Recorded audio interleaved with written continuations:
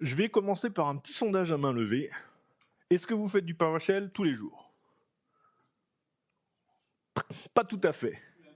T'es l'intrus? Non, non, mais ça va. Non, mais ça veut dire que vous avez déjà des bases. Est-ce que ça fait plus de 2 ans que vous faites du PowerShell? Tous les jours, à peu près. Ouais, 2 ans du PowerShell, ok. Donc, ouais, plus de 2 ans que vous faites du PowerShell, ok. Donc, il y a des bases vraiment basiques. Je pense que je vais aller très vite dessus. Et je vais essayer de ne pas oublier les petits. Et j'ai mis des petits trucs de toute façon pour qu'il y ait toujours des trucs sympas. Synergy, c'est ma boîte. En Suisse, pas depuis si longtemps, vu que je suis arrivé en Suisse il y a 2 ans. Avant, c'était la Malaisie. Je suis aussi basé à Londres. Donc, mon business est basé à Londres. Vous avez vu Joe qui était à l'accueil, qui est mon employé, qui lui est basé en France. C'est un peu le bordel. Mais je suis installé en Suisse depuis, depuis 1 an, vraiment, j'ai créé la succursale ici. Mais on a déjà une certaine panoplie d'événements et de trucs à propos de PowerShell. Alors, si vous ne faites pas partie du Swiss PowerShell User Group, franchement, vous devriez. On est sur Meetup et vous pouvez nous chercher dans meetup.com. Vous cherchez Swiss PowerShell, je pense que vous allez tomber dessus. On a eu quelques événements, on en a eu à Berne, on a eu voilà, mais ici on voit qu'il y a des gens qui sont plus du côté de Lausanne. Peut-être qu'on va venir du côté de Lausanne parce que pour moi c'est pas loin. Donc on pourrait se faire des trucs sympas. Les meet-ups, si vous avez jamais fait, c'est quoi? On se retrouve. Alors ça peut être un café, un pub quand j'étais à Londres, ou c'était juste voilà, on se trouve une petite salle et puis on se fait du PowerShell. Des fois on se fait en dehors des heures de boulot en général. On peut se faire ça en ligne. Et voilà. Vous avez Minicon, et c'est gratuit, hein, c'est juste où on se retrouve, voilà, chacun paye sa bière et puis tout le monde est content. Minicon, c'est une assez grosse conférence qui est sur quelques heures, c'est un peu comme ça, mais c'est plus une après-midi où il y a plusieurs sessions, des salles, et on utilise une plateforme qui s'appelle Gather. Et plein de gens viennent, c'est en ligne, vous êtes chez vous, voilà, c'est bien d'avoir la webcam pour interagir. Vous allez voir plein de gens que vous avez vus aujourd'hui. Donc les speakers, ils viennent en général, ceux qui sont là. Ils viennent à Minicon, ils pourront vous expliquer comment ça se passe. PSDCH, ça c'est nouveau, mais on avait fait PSD UK plusieurs fois depuis 2017 peut-être. Bon, il y a eu un truc qui s'est passé à un moment où on a dû arrêter. Ça s'appelle Covid, hein. Tout le monde s'en souvient, même si on essaie d'oublier. Et puis, on a la grosse conférence européenne qui s'appelle PSConfU. Et cette année, ce sera Antwerp, donc en Anvers, en Belgique. L'année dernière, c'était à Prague, et l'année d'avant, c'était à Vienne. Voilà. Donc, si vous avez des questions, n'hésitez pas. Ou si vous avez besoin d'embaucher quelqu'un, n'hésitez pas, si vous voulez faire du training ou des trucs comme ça. Voilà, ça, c'est le seul truc que je vais vous embêter avec. Si vous voulez me contacter, c'est gelcola@synergy.com. Pas trop dur à retenir. N'hésitez pas si vous avez besoin de matériaux, si j'ai oublié de faire quelque chose, si vous avez des questions sur les autres événements. Maintenant, vous me connaissez, vous pouvez juste m'envoyer un email. Et au pire, je vais transférer à Joe, et puis je dis Joe, tu réponds à cet email, et voilà. Mais c'est peu probable. Donc, aujourd'hui, on va voir PowerShell, c'est quoi? Donc il y a des trucs qu'il faut vraiment pas oublier parce que ça aide à comprendre un peu toutes les décisions qui ont été prises. Il y a un truc que j'ai pas mis là-dedans parce que ils vont aller sur Internet. La première chose, c'est qui a écrit PowerShell? Eh ben, c'est Microsoft. Et ça, déjà, ça en dit long. Mais on va revenir après là-dessus. PowerShell, c'est d'abord un shell en ligne de commande. Donc ça veut dire qu'on peut avoir quelque chose, une expérience interactive. Si vous pensez à C#, c'est pas le cas. C#, vous compilez pour exécuter, ou alors vous avez des petites choses qui s'appellent Linkpad ou des trucs comme ça, où vous pouvez exécuter des petits scripts C#. C'est quand même possible, mais c'est moins courant. C'est pas vraiment un shell avec une expérience qui a été pensée pour faire de la ligne de commande. Et en plus de ça, ça a les capacités d'un langage, mais c'est un langage interprété, comme du PHP, comme d'autres, mais c'est un langage interprété qui fait quand même pas mal de choses. Le but, dans sa conception, c'était vraiment d'être orienté sur des actions, des tâches. Donc faire des tâches, faire quelque chose. On peut aller un peu plus, on verra un peu plus tard que, en fait, l'autre concept qui a été utilisé pour sa conception, c'est une commande ne suffit pas pour tout faire, il faut décomposer. Donc on récupère quelque chose, on le transforme pour après pouvoir l'exécuter. Et c'est pour ça qu'on a ce concept de pipeline. On va avoir une fonction ou une commande qui va faire quelque chose, qui va piper la sortie de ce qu'il a récupéré vers une autre commande, qui va peut-être transformer ces informations-là, et après faire une action en fonction de ces informations-là. Ça peut être 1 ou 2 commandes, ça peut être beaucoup plus de commandes, ça peut être bien sûr un script, et c'est ce qu'on va voir aussi aujourd'hui. Faut pas oublier une chose, c'est que PowerShell, c'est lourd. Mais alors, faut relativiser.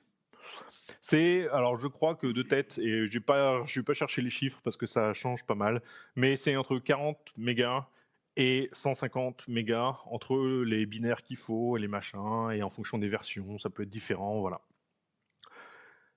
Quand on pense à Windows, ça, c'est peanuts. C'est rien du tout. Mais pour démarrer un process, faut quand même charger tout ça. Donc, quand il y a des images, par exemple un container, si vous avez un container, il y aura une taille minimale qui va quand même être plus conséquente que s'il n'y a absolument rien sur la machine, parce qu'on veut faire qu'une seule chose vraiment précise. Donc c'est au chargement, quand on crée le process, il faut que ça aille en mémoire, ce qui prend bien sûr moins d'une seconde sur une machine de notre époque, on va dire. Et il faut penser que c'est un peu comme une JVM, ce qui n'est pas le cas, mais quand vous pensez à .NET, il y a quand même une couche, et la couche, c'est elle qui va exécuter, donc il faut charger toute cette couche-là pour après pouvoir communiquer avec et faire tout ce que .NET peut faire. Donc si vous faites un autre truc .NET, si c'est compilé d'une façon normale pour .NET, ça revient à peu près à la même chose, sauf qu'en plus, on rajoute tous les petits composants dont PowerShell il a besoin. Et il y en a qui prennent énormément de place, par exemple PowerShell Remoting, et surtout dans la version 5, il y a des trucs comme ça où c'est des DLL qui finalement vont prendre, 16 mégas à elles-mêmes. Voilà. Et donc, l'équipe qui développe PowerShell, qui est toujours en train de développer PowerShell, ils se disent, oui, comment on pourrait modulariser ça, changer ça, et il y a des changements qui arrivent pour pouvoir découpler toutes ces couches, et après, à rajouter des composants à droite à gauche pour que ce soit plus facile et plus léger. Mais c'est vraiment un work in progress et on n'y est pas encore. Voilà. Donc d'où ça vient? Alors, je ne sais pas si vous connaissez les noms, Bruce Payette, Jeffrey Snover, Jim Truer, ça c'est ceux qui ont vraiment au début créé le langage. Il y a eu donc Jeffrey Snover, il était connu parce il a dû prendre une démotion, il a dû demander un job moins important que ce qu'il avait pour pouvoir créer PowerShell, pour après leur dire, mais vous voyez, ça c'est utile. Et puis après, finalement, il a été promu de Distinguished Engineer et tout. Et puis au bout d'un moment, il est parti de chez Microsoft, comme tout le monde, je dirais, chez Microsoft. Et s'ils vont pas chez Microsoft, ces gens-là, ils vont soit chez AWS, soit chez Google, et il est arrivé chez Google. Voilà, c'est la roulette. Peut-être qu'il reviendra, qui sait. Mais donc voilà, donc ces gens-là, ils ont créé le langage, et c'est des gens qui sont ils ont fait de l'Unix pendant des années. Et la raison pour laquelle ils ont fait un nouveau langage, il y a quand même des raisons. Et une des raisons, c'était Windows. Surtout quand ça a commencé PowerShell, c'est que Windows, il n'y avait pas grand-chose. Mais SFU, vous connaissez, Subsystem for Unix.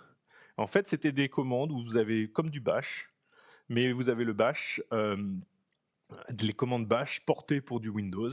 C'était fait un peu par la même équipe, c'était aussi Jeffrey Snover qui avait travaillé là-dessus, mais il a essayé, mais en fait ça marche pas. Et en plus, c'était une façon de tester de l'open source dans Microsoft, parce qu'on reprenait un truc open source, donc on devait que ce soit open source, et on le mettait à disposition sur les serveurs. Alors, je ne sais pas si vous vous souvenez, mais sur des 2003, je crois, il y avait cette petite option, le feature SFU, et si vous voulez l'installer, vous pouvez faire ça. Mais finalement, ça ne marchait pas super, et on va voir pourquoi. Donc PowerShell est open source depuis la version 6, et c'est écrit en C#. Et du coup, c'était basé sur .NET. Alors, à une époque, Microsoft avait la super idée de dire, ouais, il faut mettre du .NET partout. Et c'était Bill Gates qui disait, il faut mettre du .NET, du .NET, du .NET partout. Et ils se sont rendus compte que mettre du .NET dans le kernel, c'était pas une bonne idée parce que c'était quand même pas super rapide et que le kernel, il avait quand même besoin d'être un peu plus rapide. Mais du coup, c'était juste avant Vista, donc Longhorn, qui était juste après Vista, Longhorn. Mais non, Vista, c'était venu pour sauver Longhorn, le Project Longhorn. Voilà, juste avant Vista. Et là, ils voulaient mettre du .NET partout, sauf qu'ils se sont rendus compte que ça marchait pas très bien. Mais finalement, .NET, il y avait beaucoup d'investissements et il fallait bien pouvoir gérer tous ces OS qui allaient sortir après ça. Donc pour ça, ils se sont dit, on va faire un nouveau shell, on va récupérer ce qu'on a à droite. Il y a un autre outil qui s'appelle WMIC, donc WMI avec la ligne de commande WMIC pour Command Line. Et c'était super pratique parce qu'on pouvait quand même déjà faire plein de choses qui étaient quand même nettement plus pénibles à faire. Et en fait, WMIC, ça permettait d'exécuter des commandes sur tout ce qui était registre. Grosso modo, WMI. Tout ce qui était le registre WMI, voilà. On pouvait taper dedans, on pouvait faire, et finalement, derrière, c'était du XML, et ça nous retournait des sortes d'objets qu'on pouvait manipuler. C'était pas mal. Et ça c'était aussi Jeffrey Snover qui était un peu derrière ce truc-là. Donc pourquoi pas un shell Unix ? Les shells Unix, ils sont faits pour d'autres choses, en fait. Bash, il fait pas grand-chose tout seul, mais il te laisse composer plein d'autres utilitaires, comme awk, sed. Donc ça, c'est d'autres petits utilitaires qui sont très rapides eux-mêmes, mais en fait, c'est des fichiers différents, c'est des outils différents. Et en fait, grâce à tous ces outils-là, les shells Unix sont très puissants, surtout sur le système Unix, parce qu'ils prennent quelque chose, ils peuvent transformer l'input, et après, ils peuvent redémarrer le service, changer un fichier, redémarrer le service, et la configuration a changé. Parfait pour de l'Unix, sauf que Windows, ça ne marche pas vraiment en tant que fichier, donc ils avaient besoin de quelque chose de différent. Et comme il y avait .NET, et comme il y avait beaucoup d'investissements qui étaient faits du côté .NET pour avoir tout géré comme des objets, comme des API, et ils se sont dit, on va faire notre outil de commande plus moderne avec des objets. Et donc, c'est comme ça qu'est né un peu PowerShell, Monad à l'époque. Donc, Windows a toujours été API-driven, et c'est bien parce que maintenant, si vous pensez à tout ce qui est web, trucs comme ça, c'est que des API, donc c'est que des objets, même si on retourne du JSON qui est du texte, finalement, il faut parser le JSON pour avoir des objets, et pour renvoyer des choses qui ont été modifiées à notre API, c'est aussi des objets. Donc, c'est pour ça que les shells en mode objet ont un peu le vent en poupe, c'est qu'avec tout ce qui est web maintenant, c'est super pratique. Donc, PowerShell existe depuis un certain moment, mais il y a aussi d'autres shells Unix comme NuShell, par exemple, qui est basé sur des objets, sur des concepts objets aussi. Donc, il y a des shells où on entend moins parler du côté Unix qui font aussi le pas dans la direction d'un shell orienté objet. Alors, il ne faut pas se tromper, il y a PowerShell, il y a même Windows PowerShell, et puis il y a PowerShell. Ce n'est pas la même chose. Pourquoi ? Windows PowerShell, de mémoire, c'était avec le WMF 5.1. Qui sait ce que c'est que WMF 5.1 ? Framework. C'est ça. Et c'est sorti en quelle année ?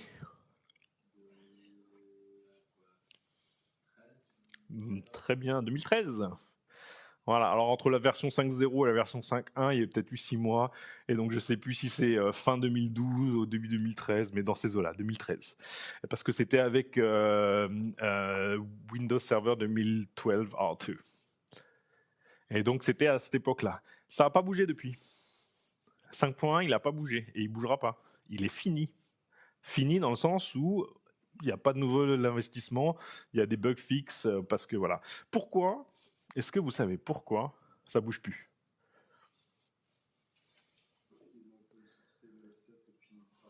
Ouais, et dans ce cas-là, pourquoi le 7 il ne ship pas avec Windows ? Hein ? Eh ben, pas facilement. Pourquoi ? Non, le problème, c'est que Windows, c'est une entité, et si vous voulez mettre un truc ou enlever un truc de Windows, c'est super dur. Windows, ils font un effort énorme pour tout ce qui est backward compatibility. Donc, il faut vraiment que que ça marche pendant une quinzaine d'années. Salut. Et donc, il faut vraiment que ça marche pendant longtemps. Et donc, du coup, ils vont garder ça dans la boîte pendant longtemps. Et il y a peu de chances que ça change, parce que pour pouvoir changer, déjà, c'est un process qui doit prendre 1 ou 2 ans. Juste le fait de dire, voilà, on va changer de version. Et en plus, ça doit être supporté pendant 10 ans et des choses comme ça. La nouvelle version, donc en ce moment, ils sont en 7.4. Il y a une version LTS, mais même le LTS, je sais pas, je sais plus de tête, mais ça doit être 2 ans ou 3 ans le support. Et puis après, ils vont avoir des nouvelles versions qui vont passer. Donc toutes les applications modernes font ça, sauf Windows. Ce qui est assez comique dans un sens. Mais du coup, Windows, ils ont besoin de 10 ans, 20 ans. Il y a peut-être encore des entreprises qui tournent du Windows XP, ils ne devraient pas, mais on sait que ça existe. Alors peut-être que maintenant il y en a moins, mais on a encore, je ne sais pas, du 2012 R2 dans les serveurs ou des choses comme ça. Donc voilà, ils ont besoin de ça. Et alors, si vous êtes encore ça c'est moi qui suis un peu provocateur, si vous êtes encore sur du PowerShell 5 et que vous dites ouais mais il est partout, bah, peut-être que le problème c'est qu'il faut d'abord investir du temps pour bien gérer le déploiement de par exemple PowerShell mais de n'importe quel software pour pouvoir dire ok maintenant installer PowerShell 7 c'est pas trop dur, on peut continuer et on peut facilement faire ça et on peut dépendre de PowerShell 7. Il y a quand même déjà énormément d'améliorations d'un point de vue vitesse, d'un point de vue taille, et tout ce qui est développé maintenant, quasiment tous les modules et les choses comme ça, ça va être pour du PowerShell 7.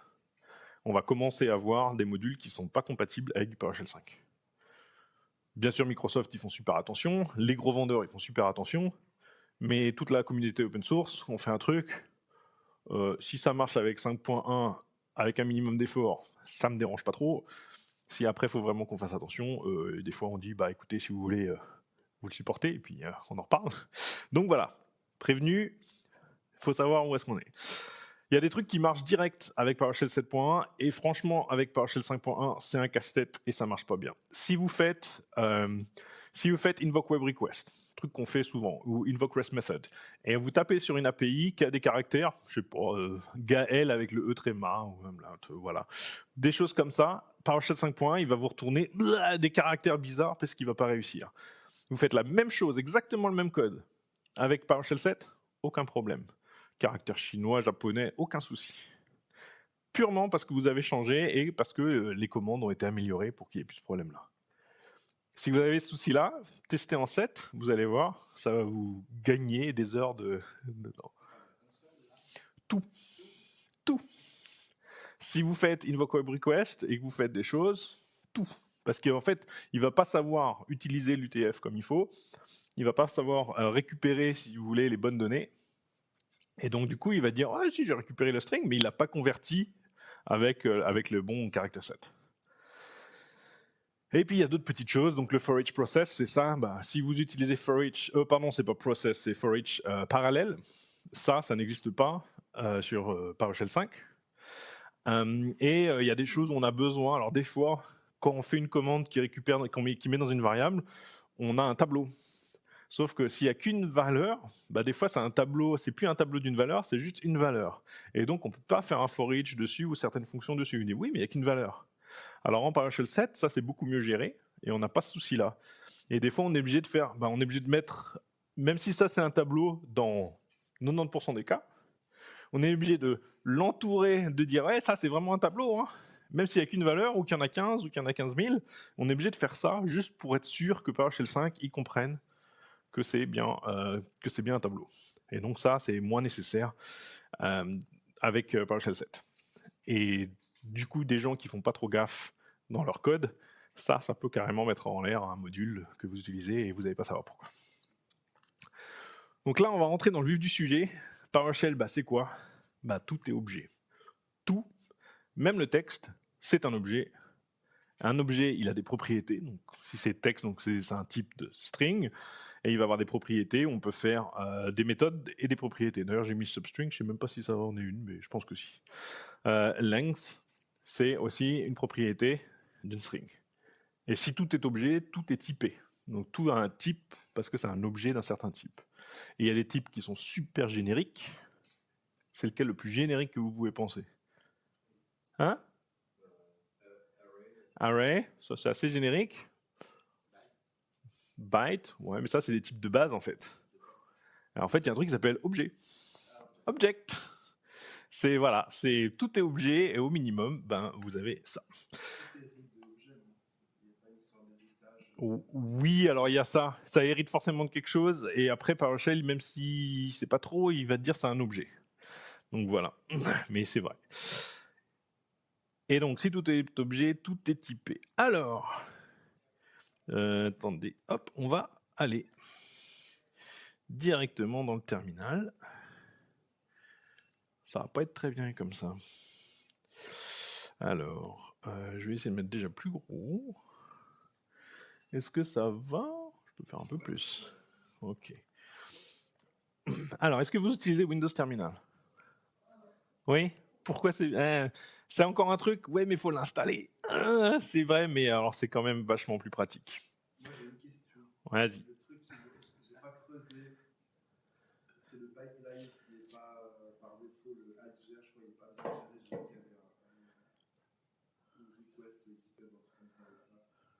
Alors, C'est dû au clavier. j'ai pas ce problème-là parce que déjà, j'ai un clavier anglais. Donc, j'ai pas de AltGR, c'est quoi, c'est 6 ou 8 Alt 7, enfin AltGR7. AltGR 7. Par défaut, il le gère pas comme ça. Donc, j'ai pas graillé pourquoi jusque-là, je me suis dit, bon, je verrai ça plus tard. Alors, je sais pas, je pense. Non, pas. Voilà. C'est peut-être la configuration de ta locale ou quelque chose, je sais pas trop, dans tes inputs ou voilà. Get UI culture. Non, vas-y. Et vous voyez, moi je suis un GB parce que voilà.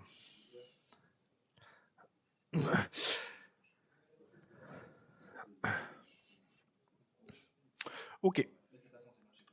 Donc, pourquoi on regardera ça si tu veux après. Voilà, pas de souci. De PSD et du coup, alors pourquoi c'est pratique quand même d'avoir ça, c'est que bah, vous voyez, là j'ai Windows PowerShell, là j'ai PowerShell. Et si vous connaissez un peu les variables par défaut, voilà, PS version table, il y en a qui suivent. Et donc ça permet de me dire, bah voilà, ici je suis en 7.4 et ici je suis en 5.1. Et puis après, vous verrez que la deuxième partie, je vais mettre un peu plus gros quand même, la deuxième partie la deuxième partie ici, ça va changer en fonction des releases de Windows et des changements. Donc il y a quelques security updates qui sont faites, mais finalement, il n'y a aucune feature qui est ajoutée à PowerShell 5. Donc là, on a notre base et je vais reprendre, parce que j'ai un petit peu oublié toutes les choses que je voulais dire. Donc je vais prendre, ça c'est pour l'autre. Et on va aller dans PowerShell. Ah oui. Alors, vous avez utilisé, est-ce que vous utilisez VS Code? Non? ISE? ISE? Ouais, parce que c'est sur les serveurs? Non? Ou juste parce qu'on a l'habitude? Oula, faut changer ça. On va discuter. Mais alors, je vais pas être contre vous. Je vais changer pour être comme le ISE. Voilà. Ça va, vous êtes moins dépaysés comme ça? Voilà, c'est une des raisons pour laquelle, quand même, VS Code, c'est pas mal. Donc, ici, je suis dans quoi? PS version table. Oh, pardon. PS version table. Voilà, je suis en 7.4 ici parce que j'ai mon intégré, mais de la même façon, je peux avoir un autre terminal et je peux le mettre à droite et lui, ce sera une autre version. Ah, j'ai mis le même parce que j'ai pas mis Windows PowerShell. Parce que désolé, je suis pas très réveillé. C'est celui-là. Voilà. Et celui-là, on va sortir s'il veut bien. Voilà. Ok, là on a les deux. Ok, terminal. Est-ce que vous avez l'habitude d'utiliser PowerShell dans le terminal? Ouais. Je vais passer très vite. Donc, on avait dit tout est objet. Donc, bien sûr, vous pouvez exécuter n'importe quel PowerShell et n'importe quelle commande. Donc là, c'est Notepad. Alors, bien sûr, j'ai une petite faute parce que il s'appelle 1.ps1. Attendez, j'ai un peu du bazar. Je vais complètement fermer ça et je vais recommencer. Il y a des petites choses qu'on peut faire quand on est dans le shell. Et du coup, on va aller sur PowerShell. C'est déjà, on peut ouvrir VS Code ou n'importe quelle application directement dans le shell. Donc c'est pour ça que c'est un shell interactif, c'est qu'on peut appeler n'importe quel autre utilitaire. Et on va tout fermer ici, close all, voilà. Et on va voir juste pour l'intro pour l'instant. Donc comme j'ai fait là j'ai fait avec code, et là en fait je peux faire la même chose avec Notepad, et on peut exécuter avec F8, on va exécuter la ligne, et du coup ça nous donne ça. Ok, donc là je rouvre la même chose, pas besoin de voir plus que ça. On définit le petit texte dans les quotes, je vais aller plus vite. Tout est objet, donc notre bout de texte c'est un objet. C'est un objet, mais est-ce qu'il va avoir toutes les propriétés? Voilà, on sait que lui, il fait 21 caractères de longueur.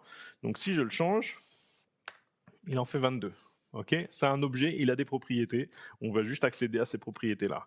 Si c'est un objet, du coup, on peut récupérer des méthodes, et il y a une méthode qui s'appelle getType. Encore une fois, si on fait un getType et qu'on met toString, eh ben, il va nous dire que le système, que le type de cet objet-là, c'est un string. C'est super utile ça, parce que moi ce que je vois très souvent, c'est les gens ils disent « mais je sais ce que j'ai un int », puis en fait c'est pas un int, c'est un objet. C'est un objet qui à l'intérieur a une valeur de int. Et donc, oups, je fais des bêtises en plus. Excusez-moi, je fais F5 au lieu d'F8. Donc, F8, non, pas ça, celui-là, merci. Donc là, on peut mettre ça dans une... Ah, je l'ai peut-être... Si, voilà. Donc là, j'ai défini dans une variable, j'ai mis ça dedans, et après, la variable, elle me retourne directement la valeur, c'est un objet, donc du coup, je peux avoir le toString. Très bien. Après, je peux changer la variable. Donc si je fais... Pardon, je vais faire plus gros, parce que faut me dire hein, si vous ne voyez pas, vu que je l'ai réouvert, voilà.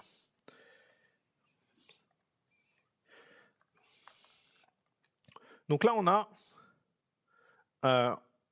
tout à l'heure, j'avais une string, je l'avais définie comme string, ok, et maintenant, je vais changer, et je dis, maintenant, je veux un 10. 10, c'est quoi comme type? C'est un int. Donc ici, qu'est-ce qu'on va voir? int32, son vrai petit nom. Int, en fait, c'est peut-être juste un... Voilà, son vrai petit nom, c'est ça. Ok. Mais alors, si je fais comme ça, qu'est-ce qui va se passer? La même chose ou pas?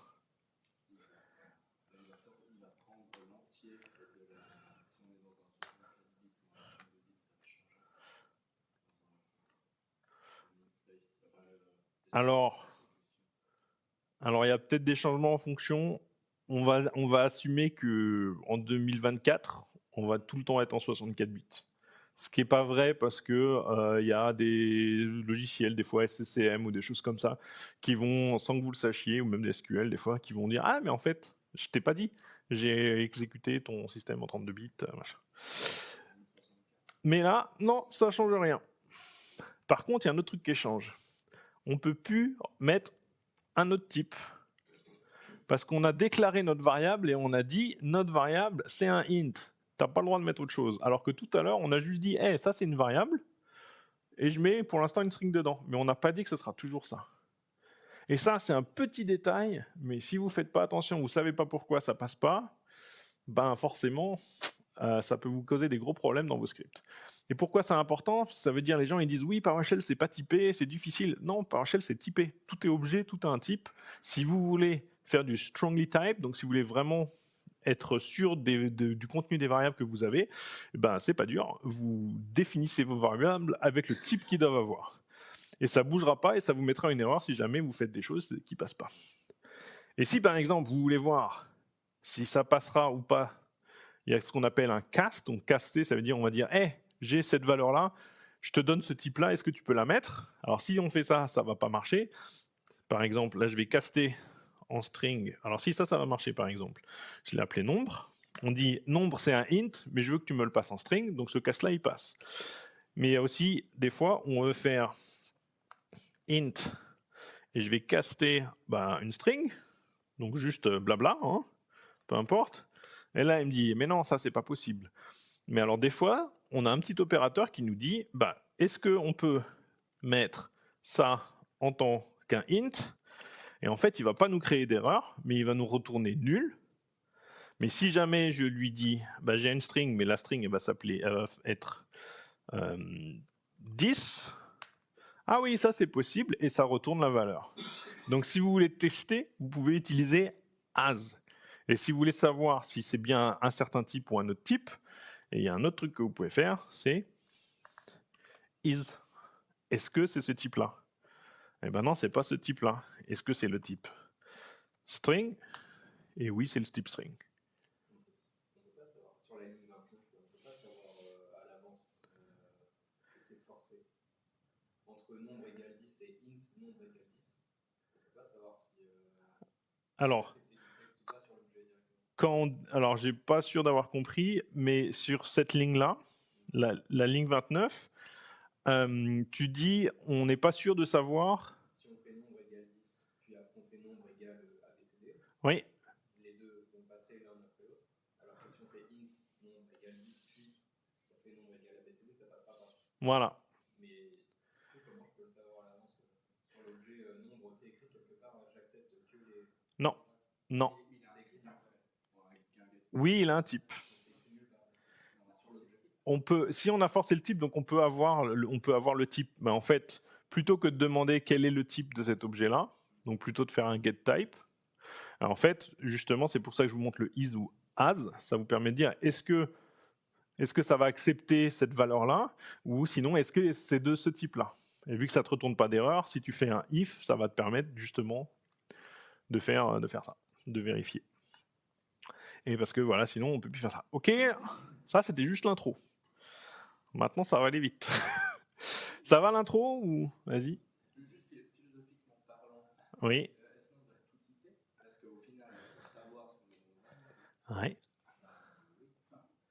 Alors, c'est comme tout. Est-ce qu'on devrait tout typer? Oui. Est-ce qu'on devrait tout tester? Oui. Est-ce qu'on le fait? Bah, c'est toujours ça. Il y a toujours la théorie qui est très bien, puis il y a le côté pratique où ça dépend ce que vous utilisez. Si c'est pour faire, bah, ça dépend du script. L'avantage, c'est que si vous typez de façon assez forte toutes vos variables, vous aurez moins de choses qui vont avoir des résultats bizarres, parce que ça va tout de suite sortir une erreur. Et après, vous allez devoir travailler avec ces erreurs-là. Pourquoi ça a fait ça? Pourquoi on a reçu ça? Donc, est-ce que c'est mieux de prendre l'habitude de le faire ou au moins d'anticiper un petit peu ce que vous allez avoir comme variable? Donc je dirais oui, mais après, c'est sûr que d'un point de vue du jour au jour, faut faire attention à ce qu'on fait, parce que si ça nous prend 3 fois le temps, je suis pas sûr que vos managers ils vont vraiment être contents que vous mettiez beaucoup plus de temps si vous n'avez pas le bénéfice derrière d'un truc qui marche mieux. Si ça marche mieux et que ça vous aide, oui. Sinon, des fois, moi je le fais pas parce que je me dis ouais, je sais que ça va peut-être pas être ça, mais je sais que mon code plus loin, il va gérer si c'est pas ça, ou j'utilise le fait que ça peut être nul ou ça peut être un autre type d'objet. Donc je dirais ça dépend. Je suis un consultant, alors je vais dire beaucoup ça dépend. Après, si je peux me permettre, j'ai toujours, c'est plus un problème de manager en fait finalement. Parce que le manager veut que ça marche, le développeur veut que ça soit beau. Il veut que mon taf, ça fonctionne. Je veux dire, si je dois savoir ce qui va se produire après pour pouvoir interpréter. Oui. Si je ne peux pas dire ce qui va arriver. Là, on est par exemple sur des objets basiques. Imagine par exemple, moi, ça m'est arrivé qu'on puisse travailler sur des objets un peu plus complexes. Moi, par exemple, pour représenter les personnes, ce genre de choses. Là, pour le coup, son objet, il faut qu'il soit bien structuré. Oui. Il faut pas ce niveau-là que. Je pense que c'est pareil à tous les niveaux, ça dépend aussi. Je pense que c'est une bonne habitude à prendre parce que du coup, on se fait pas avoir sur mais je pensais que c'était ce type-là, mais en fait, c'est pas ça. Donc, on va passer après, vous allez voir aussi pourquoi ça peut être assez important. Alors, ah oui, il y a des petits trucs. Je reviens juste dans le shell pour vous montrer. Predictive typing. Alors là, je ne l'ai pas configuré ici parce que je crois que ça m'embête. Mais il y a des choses comme ça où si je... Alors, on va faire par exemple get module. Alors, vous savez que si vous appuyez sur tab, il va mettre ça. Puis après, est-ce que vous savez que quand on est là, on fait CTRL espace et on a tous les petits trucs qui sont là et c'est quand même vachement pratique où on peut naviguer, on dit alors qu'est-ce qu'il me faut? Il me faut le nom et puis PowerShell. Alors qu'est-ce que j'ai? Là, j'ai rien. Est-ce que j'ai ça? Non, je ne l'ai pas de chargé.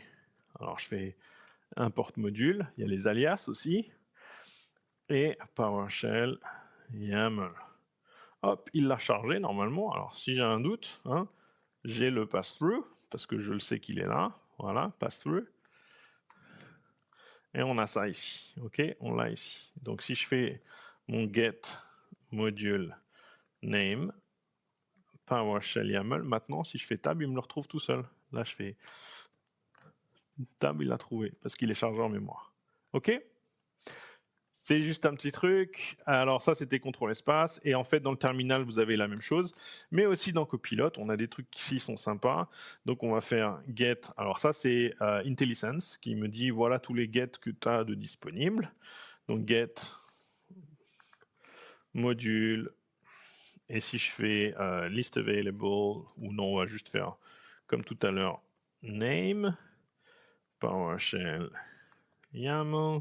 Et là, si je fais import, ouais, je sais pas. Je suis pas connecté sur Internet. C'est quand même bête. Je veux vous montrer Copilot, mais je suis pas connecté.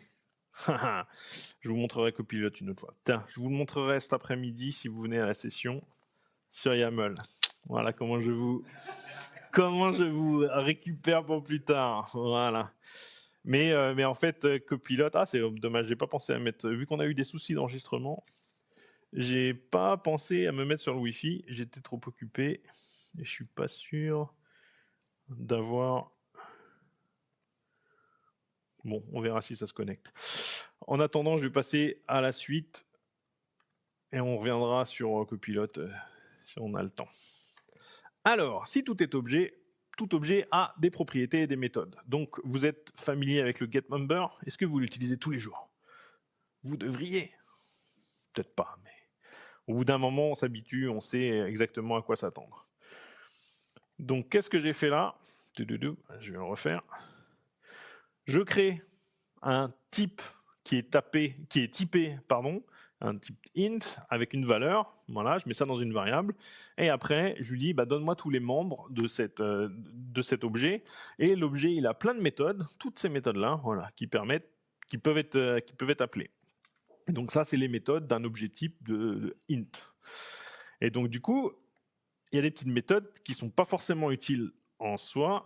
Non mais, il essaie de se connecter maintenant.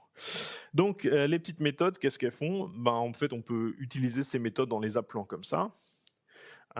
Et on peut se dire, alors, est-ce que tu es égal à 20? Il va te dire non. Est-ce que tu es égal à 10? Et il va te dire oui. OK, n'importe quelle méthode, on peut les appeler. C'est juste pour être sûr que vous sachiez comment appeler les méthodes. Plus important, moi, je sais jamais, il y a plein de méthodes, je ne sais jamais comment les utiliser. Si on enlève les parenthèses, on appelle le nom de la méthode, et il y a l'autocomplétion, on enlève juste la parenthèse. Après, on a toutes les signatures. Ça, c'est les signatures des méthodes. Et avoir les signatures des méthodes, ça nous permet de dire, cette méthode-là, elle accepte, et là, ce que moi j'ai utilisé, c'est un paramètre de type int. Et si je donne le paramètre de type int, ça marche. Mais il dit, j'accepte aussi un objet. Alors, si je fais un autre objet, compare to, et si je fais une string 10, qu'est-ce qu'il va me dire? Donc, il y a des objets quand même, il n'aime pas trop. Donc voilà, donc ça, c'est juste pour pouvoir accéder aux méthodes. Et après, vous avez des méthodes qui peuvent être assez amusantes et bizarres. Là, c'est compare to, donc on peut comparer le nombre avec une autre valeur que je lui donne en paramètre. Et bien là, si je fais 20, il fait moins 1. J'ai pas regardé la doc. Si je fais 10, il me dit 0. Et si je fais 1, il fait 1. Donc 1, ça veut dire que c'est plus petit. Moins 1, c'est plus grand. Et 10 et 0, ça veut dire que c'est égal. Bon, je ne l'aurais pas deviné, franchement, je ne sais pas pourquoi c'est comme ça, mais au moins ça existe et vous savez comment aller chercher différentes méthodes. Alors après, pour vider une variable, qu'est-ce qu'on fait? Je ne sais pas si vous faites du Java ou des choses comme ça, où il y a un garbage collector. Qu'est-ce qu'ils vont faire? Ils vont voir que vous n'utilisez plus quelque chose, ils vont le prendre, ils vont le jeter. Assez simple comme concept, sauf que ça ne marche pas toujours. Ou alors, c'est pas que ça ne marche pas, c'est qu'il y a différents types d'objets qui vont être référencés de façon différente. Donc là, on avait notre nombre, qui est égal à 10. Et si je fais ça, mon nombre, je lui dis, t'es égal à nul maintenant. L'objet, il est typé. C'est un type? Non. L'objet, il est type? Ouais, c'est un entier. Parce qu'on l'a défini comme ça. Ouais, donc $nombre, il est égal à quoi maintenant?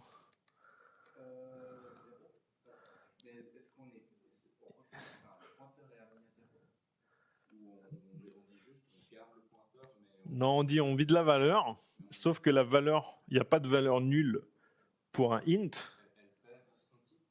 Non, c'est toujours un int. Parce qu'on l'a défini. Oui, c'est la valeur nulle est égale. Non, c'est la valeur nulle est égale en fait à 0. C'est ça.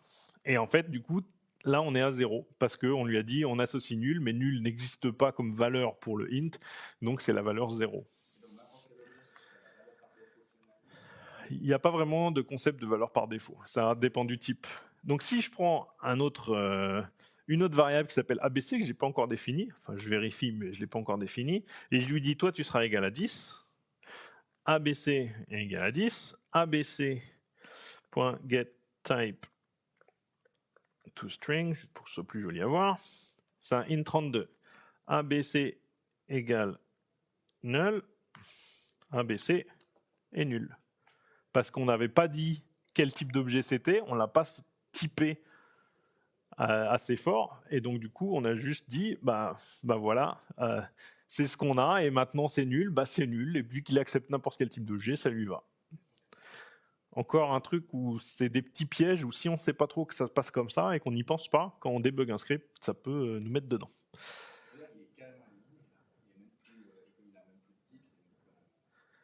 Là, il n'y a plus de référence, donc non, ça n'existe pas. Et avant, c'est juste que alors, la variable existe toujours, mais voilà, elle n'a pas typé.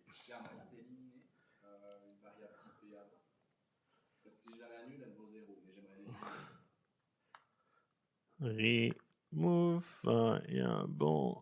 Je pense que ça marche, mais c'est une très bonne question. C'est ça. Parce qu'en fait, c'est ce qui arrive avec nul. On élimine carrément l'objet en mémoire, donc la mémoire libérée, mais là, quand elle est typée, elle retourne 0, donc elle vaut toujours 0, elle est toujours en mémoire, donc elle vaut 4 bytes en mémoire. Oui. Donc là, ce qu'on a fait, c'est qu'on fait remove variable, et du coup, finalement, qu'est-ce que ça fait? Ça va chercher la variable, le nom de la variable, et ça va l'enlever. Et donc là, c'est ce qu'on a fait. Maintenant, nombre, il ne me retourne rien, alors que tout à l'heure, il me retournait 0 quand on l'avait assigné à nul. C'est l'équivalent de dispose? Oui et non. Non. C'est un peu... Ça va chercher le truc et ça va l'enlever. Donc, dans certains cas, ouais, dispose, en fait, ça dépend de l'implémentation de l'objet dans lequel on veut. Il y a des disposes, des fois, tu appelles un dispose sur un objet, ça ne va pas te le supprimer. Voilà, ça va supprimer toutes les références qu'il a besoin, mais l'objet lui-même pourra rester. Donc, ça, encore un autre... Voilà. Alors, du coup, il y a certains types qui ne supportent pas nul comme valeur, on l'a vu tout à l'heure. Donc, string, qu'est-ce qui se passe si on le met à nul? Qu'est-ce que ça va nous retourner?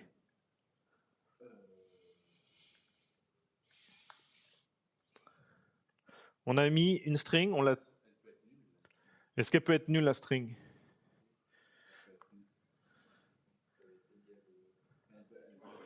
Alors, si je fais F8, il ne met rien. Est-ce que c'est nul?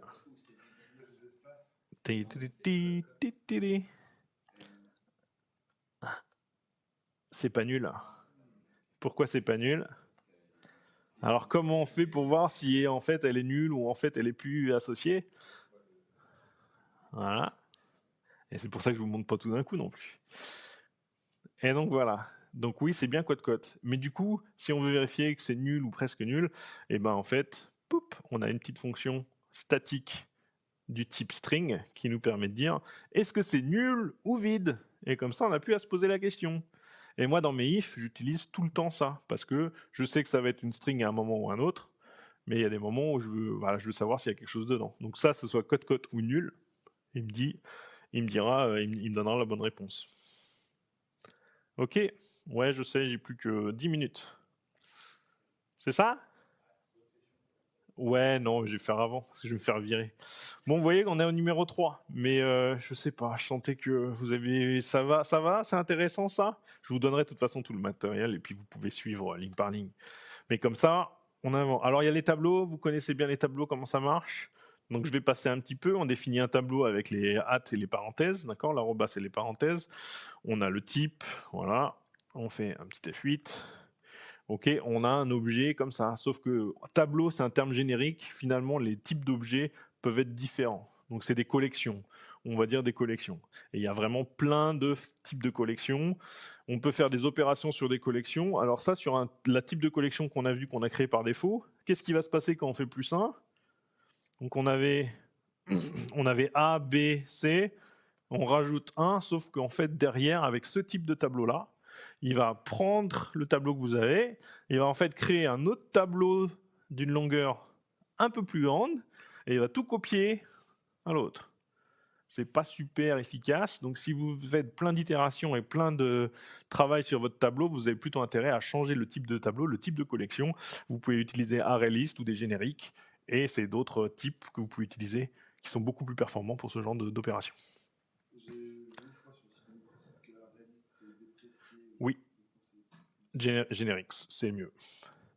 Sauf que voilà, il y a moins de documentation, on va dire. Mais après, ça, si vous faites 50 changements de valeur, ça va peut-être vous perdre à 1 milliseconde ou peut-être 5 millisecondes, ou voilà, un petit peu de mémoire, ou c'est pas énorme, c'est pas grave. Si vous commencez à faire dans les milliers ou des objets plus conséquents, là, oui, ça va être beaucoup plus pénalisant. Donc, on a ça. D'ailleurs, j'ai déjà fait celui-là, je crois. Donc, là, on a nos 4 éléments. Et on les indexe avec les crochets comme ça, 0, et vous savez que vous pouvez faire -1 pour prendre, vous pensez 0, premier élément, -1, hop, vous allez de l'autre côté du tableau et vous le récupérez. Et vous pouvez faire ça. Ah, je vous ai oublié de montrer, les ranges. Vous pouvez aller aussi de -1, où on va faire plus simple, on va faire de 0 à 1. Avec les 2 points, vous pouvez faire un petit range comme ça, et vous avez les 2 valeurs qui vont venir, la valeur 0 et la valeur 1. Vous pouvez définir des ranges en PowerShell comme ça. Ou qui, je le rajouterai plus tard. Et après, bien sûr, quand vous utilisez l'index, vous récupérez directement les objets qui sont là. Ok, donc quand vous faites le getType, c'est directement l'objet qui est dans la valeur à l'index 0 ou à l'index 1 de votre tableau. Ok, alors, je vais devoir vous laisser vraiment rapidement parce qu'on a commencé un peu tard, mais... Dictionnaire, même principe. Sauf que dictionnaire, c'est clé-valeur. Donc vraiment, pour les bases, vous accédez à la valeur, vous pouvez l'accéder comme ça. Ok, et là, ça vous donne, là j'ai le dictionnaire, pardon, et je vais refaire juste cette ligne-là. Voilà, j'appelle ça dictionnaire, c'est un hash, là c'est hashtable, mais en fait, il y a une interface qui s'appelle iDictionary, donc interface de dictionnaire, qui fait clé-valeur. Et il y a d'autres types qui sont par exemple les dictionnaires qui ont un ordre. Lui, il n'a pas d'ordre. Si je fais dictionnaire, si j'arrive à taper, si je fais dictionnaire, vous voyez que lui, il avait CAB alors que j'avais mis ACB. Pas d'ordre. Il y a un type accelerator qui s'appelle ordered. Et maintenant, si je fais ça, je vais juste prendre ça, je vais l'exécuter. ACB, il me le met dans le bon ordre. Ok ? Des petits trucs comme ça, ça vous sauve la vie. Ok. Et alors, bien sûr, on peut créer une clé juste par donner le nom d'une clé, mais en fait, il y a aussi d'autres façons, c'est de faire un add. Il y a une méthode sur le type d'objet hashtable qui permet d'ajouter clé-valeur, et c'est clé-valeur. Ok ? Donc, je peux exécuter ça aussi. Il y a 2 façons de faire, et elles ne sont pas mauvaises. Voilà, et on a les 2. Et on peut aussi enlever avec la méthode remove. Si vous voulez voir toutes les méthodes disponibles, vous vous souvenez getMember. Ok, on peut accéder à la liste des clés. La liste des clés, c'est quoi ? C'est